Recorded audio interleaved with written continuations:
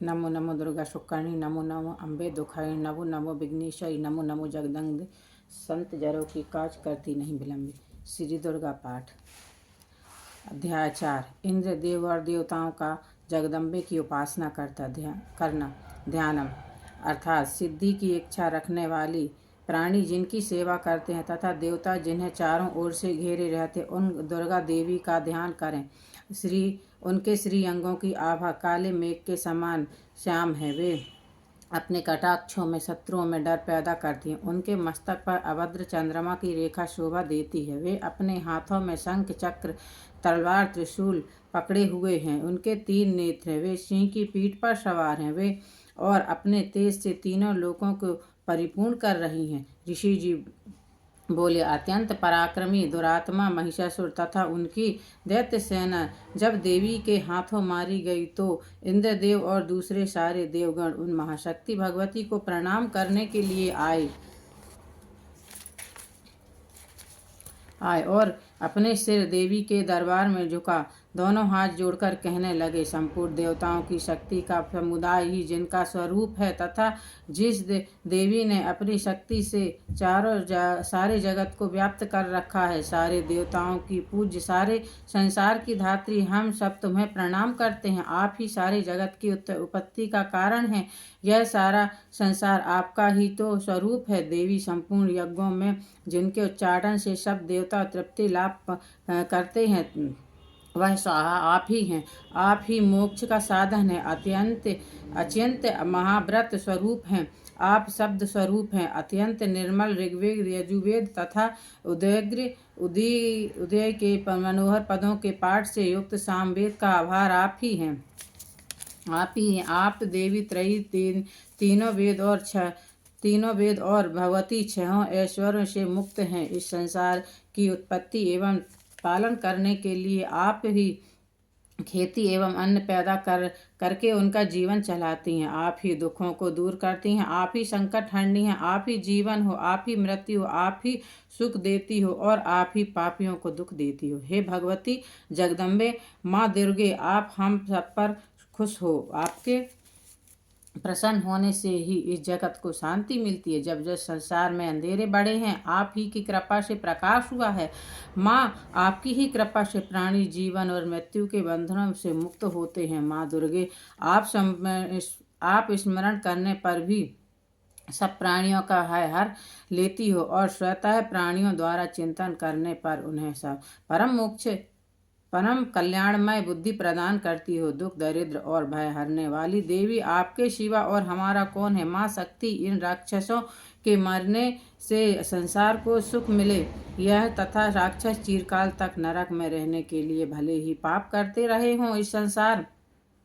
इस समय संग्राम मृत्यु को प्राप्त होता है। स्वर्गलोक में जाए निश्चय ही, यह सोचकर आप शत्रुओं का वध करती हो। आप शत्रुओं पर शस्त्रों का प्रहार क्यों करती हो। समस्त शत्रुओं को दृष्टिपात से ही भस्म क्यों नहीं कर देती हो। इसमें एक रहस्य है। देवी, आपका शील दुराचारियों के बुरे बर्ताव को दूर करने वाला है। साथ ही यह रूप ऐसा है जो कभी चिंतन में नहीं आ सकता और जिसकी कभी दूसरों से तुलना नहीं हो सकती तथा आपका बल और पराक्रम तो उन दैत्यों का भी नाश करता है जो कभी देवताओं के पराक्रम को नष्ट कर चुके हैं। इस प्रकार आपने अपनी ही दया प्रकट की है। वरदायिनी देवी, आपके इस पराक्रम की जिसके साथ तुलना की जा सकती थी तथा शत्रुओं को भय देने वाली एवं अत्यंत मनोहर ऐसा रूप भी आपके सिवा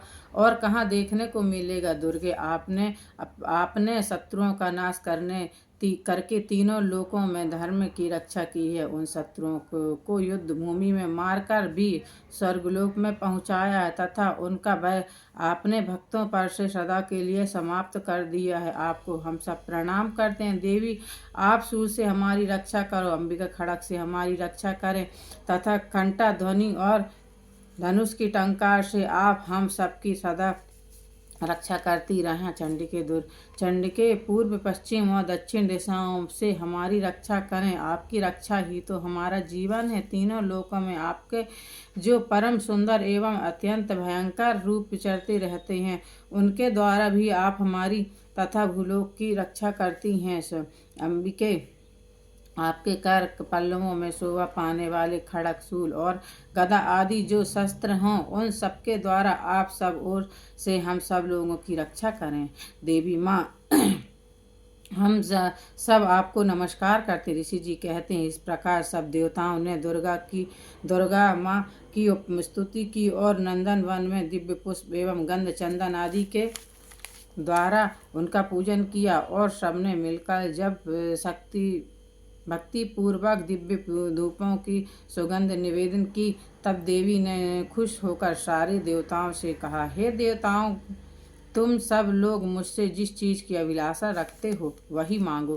तभी सारे देवता हाथ जोड़कर बोले, हे भगवती, आपने तो हमारी सारी चिंताएं दूर कर दी हैं। अब कुछ भी मांगने के लिए नहीं बाकी रहा है। माँ, यदि इस पर भी आप हमें वर देना चाहती हो तो जब जब भी आपको याद करें तब तब आप हमारा कष्ट दूर कर दिया करें तथा प्रसन्न मुखी अंबिके, जो प्राणी इन शत्रुओं द्वारा आपकी उपासना करे, उसे धन, शांति, सुख, सब वैभव देकर उनके जीवन की सदा रक्षा किया करें। ऋषि जी बोले, राजन, देवताओं ने जब अपने तथा जगत के कल्याण के लिए भद्रकाली देवी को इस प्रकार से प्रसन्न किया, तब वह तथास्तु कहकर वहीं अंतर्ध्यान हो गई।